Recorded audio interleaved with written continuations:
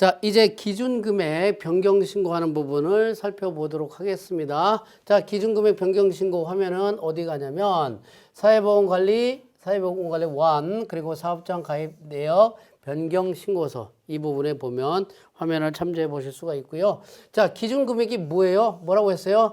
통상 월급여, 뭐 소득 월액, 보수 월액 여러 가지 표현을 하는데 기본적으로 월급여, 총 급여액에서 뭐예요? 비과세 소득을 차감한 금액이다라는 얘기예요. 자, 기준금액은 매년 정산 및 결정이 이루어진다는 얘기죠. 그래서 정산 및 결정 전에 급여 변동으로 정산 및 결정하는 과정이 있는데 그 전에 급여 변동 등으로 해서 기준금액이 실제 급여하고 다른 차이가 날 때는 어떻게 할 거냐? 그러면 기준금액 변경 신청을 할 수가 있다는 얘기인데 다시 선택사항이란 얘기예요. 물론 실무적으로 신고하는 경우는 그렇게 많지가 않아요. 자, 국민연금은 원칙적으로 정산 절차가 없어요. 예외적으로 기준금액을 변경한 경우에는 정산을 하기도 합니다. 변경하는 경우는 부담하는 연금보험료 차이가 발생을 한다는 얘기죠.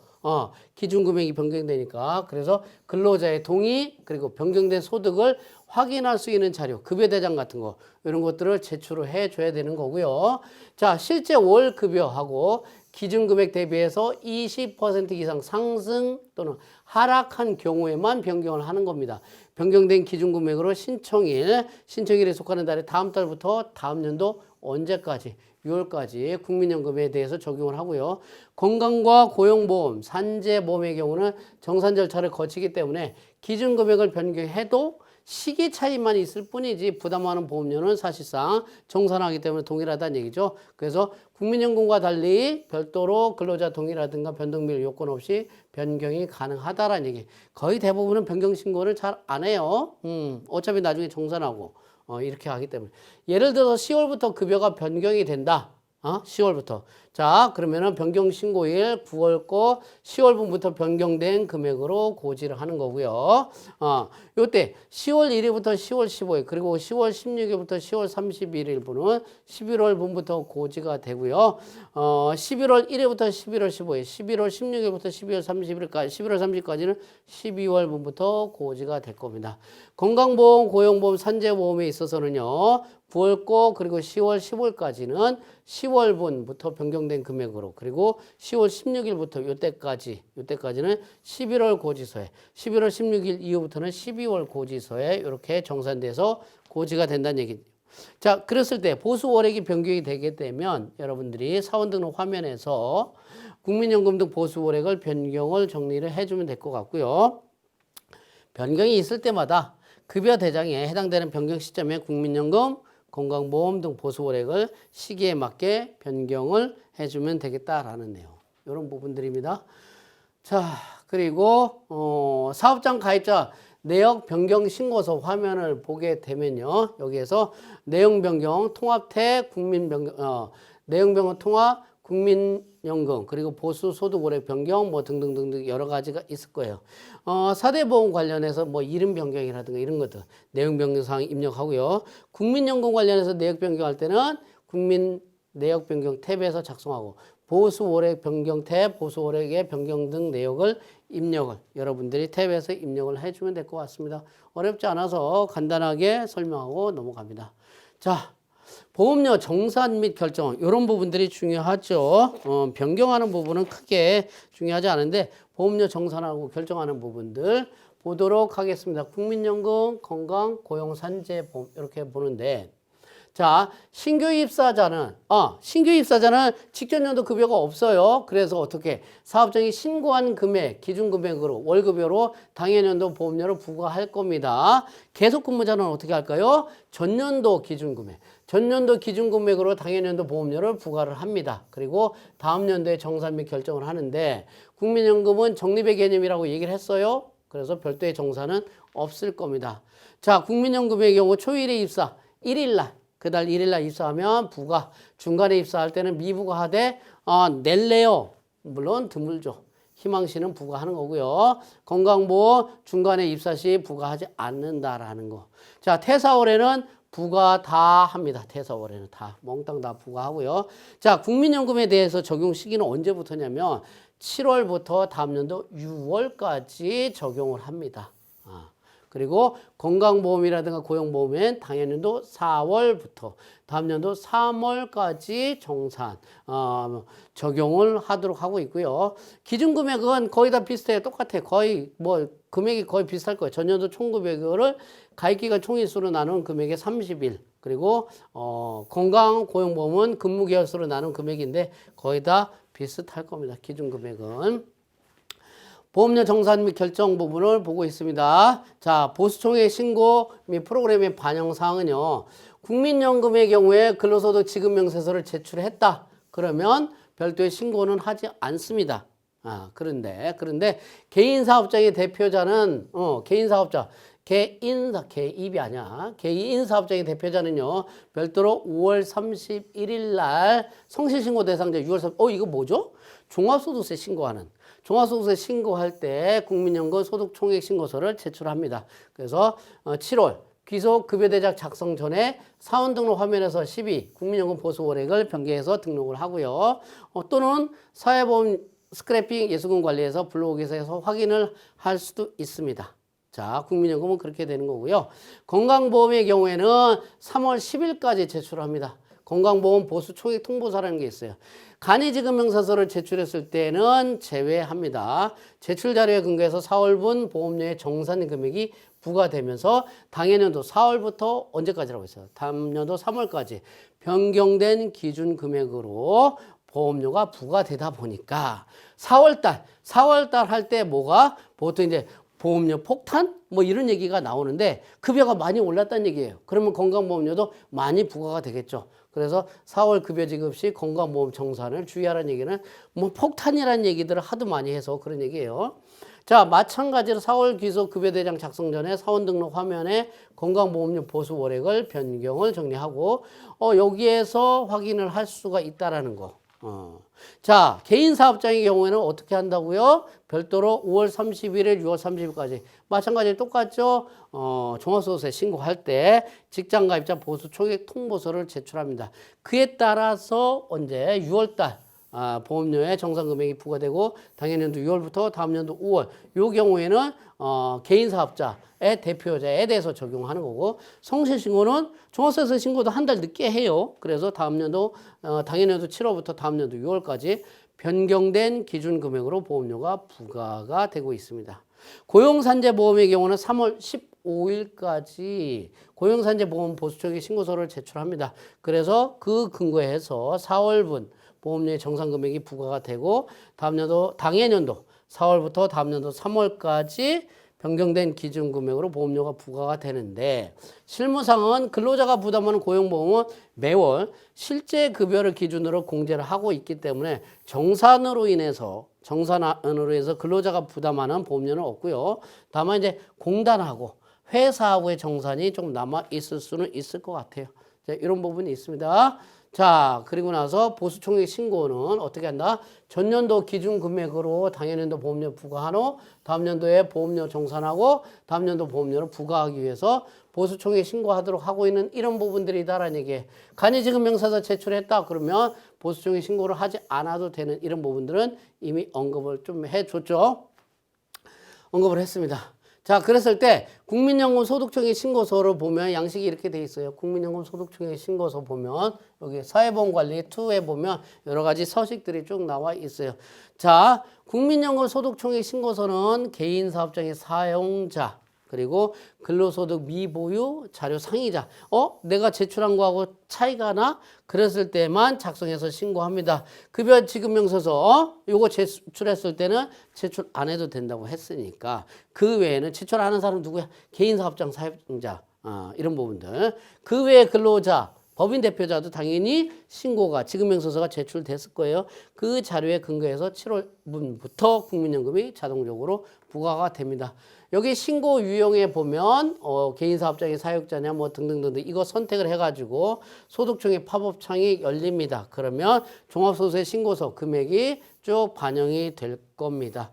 개인사업장 사용자 이외를 선택할 때는 성명에서 F2로 사원코드 해가지고 불러와서 총금액을 반영을 해주면 된다는 얘기고, 실제 근무 시작일 이런 부분들은요 소득 총액과 마찬가지로 반드시 입력을 해줘야 되고요. 당해년도 개인 사업장 사용자 중에서 당해년도 신규 사업을 개시할 때는 실제 근무 시작일이 보통은 뭐야? 개업일이 되겠죠. 실제 근무 시작일이 보통 개업일이 될 겁니다. 소득총액은요, 소득총액은 근무 기간 중에 사업장에서 지급한 총급여, 사업소득금액이죠. 그게 기재하고, 개인사업장 사용자는 사업소득 명세서에, 사업소득 명세서가 있는데, 여기에 11번 소득금액이고, 근로자는 근로소득 원천징수 영수증이 있다고 했죠. 거기에 현금문제 16번 계획금액을 작성하도록 하고 있습니다. 이렇게. 좀 빠른가요? 여러분들 빠르면 빠르기를 좀 조정을 해가지고 들으세요. 너무 느리게 설명한다고 해가지고 졸립다 이런 분들이 있어서 제가 좀 빠르게 합니다. 좀 천천히 할까요? 천천히 하죠. 자, 그 다음에 건강보험 보수총액 통보서 자동적으로 거의 다 작성이 될 거예요. 자, 매년 1월과 7월에 근로소득의 경우에는 간이지급명서서를 매월이 아니라 1년에 2번 간이지급명서서 제출한다고 했죠. 그때는 보수총액 신고를 하지 않아도 된다는 얘기예요. 자, 그런데 간이지급명세서를 제출 안 했어요. 안 했을 때는 이렇게 해서 작성을 한다라는 얘기예요. 예를 들어서 2024년 귀속이다. 그러면 인사급여 2024년도에 작성하고 2025년도 3월 10일까지 신고한다는 얘기인데, 실무적으로는 전년도 보수총액 근무원 수를 제한 나머지는 공단에서 통보하고 신고 당시에 누구 계속 근무자만 작성을 하고, 퇴사한 사람은 자격 상실 신고서를 제출하는데 그걸 통해서 제출을 한다는 얘기예요. 요거 어떻게 작성하느냐? 사업장 요거 클릭을 하게 되면 사업장 등록에 등록된 사업장 정보 이런 부분들이 자동적으로 쭉 다 불러오게 될 거고요. 자, F11 있나요? F11 전체 불러오기를 하게 되면 이런 부분들이 다 반영이 될 겁니다. F11 전체 불러오기 클릭해가지고 사업별 인적사항 그리고 보수총액을 쭉 다 불러오게끔 돼 있어요. 근무월 수 1일이라도 근무해서 근로의 대가로 보수를 받았다면 근무 개월수 산정에 포함을 하고 있다는 거 여러분들이 참고적으로 보시면 될 것 같아요. 자, 보수총액 그리고 보수월액 변경 등록이 있는데, 보수월액 변경 등록은 건강보험의 경우 4월 급여대장을 작성하기 전에 사원 등록 화면에서 이거 변경해 준다고 했죠. 재정산하고 급여대장을 작성을 해주는 겁니다. 급여자료 입력 화면에 보면 제가 급여자료 원천세 신고할 때 이 부분은 잠깐 설명을 안 했던 것 같은데, CF6 재계산 키가 있어, 기능 키가 있어요. 그거 클릭해서 재계산하면 되고요. 건강보험은 4월부터 다음 연도 3월까지라고 했고, 국민연금은 7월부터 다음 연도 6월까지라고 했으니까 국민연금은 7월 급여대장 작성하기 전에 사원 등록 화면에서 변경 입력, 급여자료 입력 화면에서 재계산 해주면 된다는 얘기예요. 자, 불러오기에서 조회할 수 있는 것은 요 화면에 들어가서 조회할 수 있고요. 아니면 사대보험 EDI에 직접 들어가가지고 접속해서 관련되는 정보를 확인할 수 있다라는 겁니다. 사대보험 관련해서 복잡하게 이론 설명하고 이런 부분이 없어서 빠르게 정리를 할 수 있을 것 같습니다. 고용산재보험 보수총액 신고서 요 부분은 어떻게 하느냐? 예를 들어서 2024년 거다.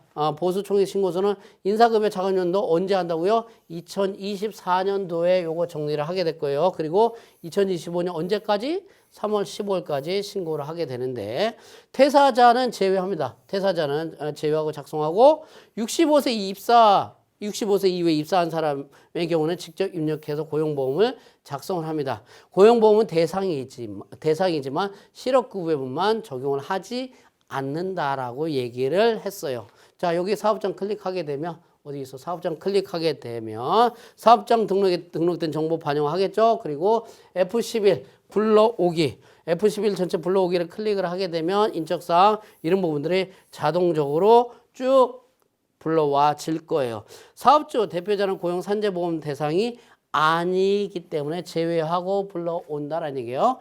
뭐요? 대표자는 고용산재보험 적용 대상이 아니다라는 거. 이런 부분을 확인을 하시면 될 것 같고요. 여기 연간보수총액 이렇게 돼 있는데, 요 연간보수총액은 어디? 연말정산 추가자료 입력 화면에 입력된 계속 근로자 좌측 하단에 보면 총급액에서 대표자 급여를 제외한 금액과 일치하게 될 겁니다. 나머지 여러분 그 밖의 근로자의 경우는 상용직, 일용직 외의 근로자로서 금액만 총 금액만 입력을 해주면 된다는 얘기입니다. 요 블로그 팝업창은 여기 있으니까 여러분들이 참고해서 보시면 될 것 같고요. 계속 이어서 하죠. 4대 보험 EDI 사용 방법을 좀 보면요. 4대 보험 EDI 자 거래처를 수임을 했어요. 그래서 처음 4대 보험 신고할 때는요. 우선적으로 뭐예요? 사업장 등록 화면에서 사업장 관련 정보 입력했어요. 그리고 14일 이내에 국민연금이라든가 공단 등 한 곳에 4곳 중에서 3곳이죠. 한 곳에다가 사업장 가입 신고서를 팩스 또는 우편으로 제출을 합니다. 보통 이제 팩스로 제출하죠.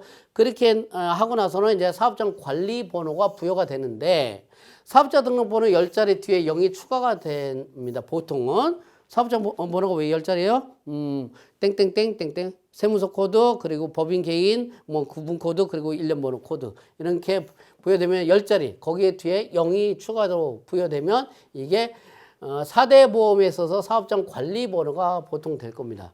이 번호로 해서 4대 보험, 사회보험 EDI 접속해서 근로자 자격 취득 신고라든가 보수 총액 신고라든가 이직 확인서 이거 아직 설명을 안 했는데 이런 거 제출하는 거, 상실 신고하는 거, 탈퇴 신고하는 거 등등등등 이 부분들을 업무 처리를 어디에서 한다고요? EDI에 들어가서 한다는 얘기. EDI에 들어가서. EDI 화면도 제가 조금 있다가 보여드릴게요. 조금 있다가 아니라 바로 나오네. 바로 봐. 자, 사회보험 EDI에 보면 EDI가 국민 건강보험 있고 고용, 산재 쭉쭉 다 돼 있어요. 자, 사회보험 EDI는요. 사회보험의 취득, 그리고 상실, 그리고 자격조회 같은 것을 검색을 다 할 수 있다는 얘기예요. 전자민원 서비스를 말하고요. 3개의 사이트가 있어요. 국민연금 EDI가 있고요. 건강보험 EDI가 있고요. 고용산재보험 토탈 서비스 이 3가지가 있어요. 3개 사이트가 있어요. 각각 사이트를 보거나 건강보험 쪽에서 쭉 보거나 이렇게 할 수 있는데 자 일단 사회보험 EDI를 쓰려면 사회보험 EDI를 사용을 하려면 사업자로서 사회보험공단에 가입이 돼 있어야 되고요. 그래서 가입된 사업자는요. 사회보험 EDI 사이트에 접속해서 취득 신고도 하고 상실 신고도 하고 보수월액 변경 신고 등 각종 업무를 할 수 있다는 얘기 그리고 관련되는 정보도 파악을 할 수 있다는 얘기고요. 그러면 세무대리인은 어떻게 할 거냐? 납세자는 직접 가입해가지고 하면 확인할 수 있는데 세무대리인이 보통 보겠죠. 세무대리인은 국민연금과 건강, 고용, 산재보험 3개 사이트가 있다고 했는데 여기에 사무대행 인가를 받아야 됩니다. 그리고 각 개별 사이트, 3개의 개별 사이트에서 거래처 수임 동의를 각각 다 받아야 돼요. 보통은 납세자로부터 업무대행 위임 신청서라는 서식이 있어요. 업무대행 위임 신청서를 작성을 해서 EDI에 제출해서 승인을 받아서 업무를 보통 처리를 합니다. 자, 3개의 사이트가 있다고 했는데 건강보험의 경우에는 4대 보험료 납부를 통합해서 하기 때문에 납부 금액은 4개 다 조회가 다 됩니다. 그런데 세부적인 내용은 건강보험료 자료만 볼 수 있어요. 그럼 나머지는 어떻게 하라고요? 다른 데 사이트 들어가서 봐야 된다는 얘기고요. 공통서식에 대해서는 EDI를 통해서 한 공단에다가 신고한다? 그러면 나머지 공단에도 자동적으로 신고서가 뿌려지기 때문에 적용이 된다라는 겁니다. 이런 부분들 사회보험 EDI 서비스 화면이 이렇게 돼 있습니다. 이렇게 돼 있고 받은 문서, 보낸 문서, 사업장 고지 내역서, 업무대행 위임 신청서 등등등 공지사항이라든가 여러 가지 쭉 자료들이 쭉 다 돼 있죠. 여러분들이 한번 보시면 될 것 같습니다. 보시면 되고요. 자, 그랬을 때 한번 사례를 볼까요? 사회보험 EDI 사용 방법을 보면 여러분들이 들어가서 보게 되면 개인별 보험료 고지 산출 내역서를 이런 부분들을 쭉 볼 수 있어요. 자, 언제 활용을 하느냐? 급여 대장을 작성해요. 급여 자료 입력 화면에 들어가서 작성을 하면 EDI에서 이 화면에서 매월 4대 보험을 조회해서 반영을 합니다. 자, 건강보험 같은 경우 건강보험의 개인별 보험료 고지 산출 내역서를 봅니다. 요거 산출 내역서를 보고 입력을 합니다. 급여 대장에 입력을 해준다는 얘기예요. 산출보험료 언제부터? 4월부터 부과되는 보험료. 요거. 산출보험료는 언제? 4월부터 부과될 거고요. 정산보험료는 뭐예요? 정산한 결과, 4월에 정산한 결과 추가적으로 부담해야 되는 부분일 거예요. 이게 플러스가 돼 있다는 얘기는 정산보험료를 더 낸다는 얘기는 뭘까요? 그 전에 급여보다 전년도 급여가 더 올라갔다는 얘기. 그래서 건강보험료를 더 냈어야 된다는 얘기죠. 그래서 추가로 부담하는 보험료가 이렇게 쭉 나온다는 얘기예요. 개인별 보험료 고지 산출 내역서에 잘해서 연말정산보험료가 공란이다라고 한다면, 전년도 그리고 당연년도 급여가 변동이 없으니까 공란이 된다라는 것을 알 수가 있어요. 자, 이 금액과 이 금액을 여러분들이 보시고 나서 여기 화면에 보면 자, 언제 4월 달에 뭐 급여자료 입력에 가게 되면 여기 요 금액들이 입력을 이렇게 해 준다라는 얘기. 여러분들이 보고 입력을 자동으로 자동적으로 속내는 게 아니지. EDI에서 보고 여러분들이 요걸 입력을 개별적으로 해 줘야 된다는 얘기입니다. 자, 국민연금 같은 경우에는요. 15일 이후 20일경에 최종적으로 2차적으로 통보되는 국민연금 보험료 결정 내역 통보서를 보고 급여 대장이 입력을 해주고요. 혹시라도 직원 중에 누락된 직원이 있다? 왜 누락이 됐을까요? 그러면 60세 이상이 됐구나. 60세 이상이 되면 그 해당되는 월부터는 국민연금 제외자로 돼서 부과가 안 되는 걸 알 수 있습니다. 왜 안 나올까? 뭐 이러지 말아요. 나이 보면 딱 나와요. 건강보험의 경우에는 4월에 정산하고 4월 급여부터 새롭게 건강보험료가 산정이 되기 때문에 급여대장 입력할 때 사원 등록에 건강보험 보수고액을 수정해주면 좋겠다는 얘기고요. 고용보험은 실급여 기준이다는 얘기예요. 변경 안 해도 되나? 같이 뭐 이렇게 수정해 주는 것도 괜찮아요. 국민연금은 언제부터 한다고요? 7월부터 변경이 된다라고 계속 반복적으로 지금 얘기를 하고 있어요. 얘기를 하고 있기 때문에 여러분들이 이에 따라서 정리를 좀 해주면 되겠습니다. 여기까지 하겠습니다.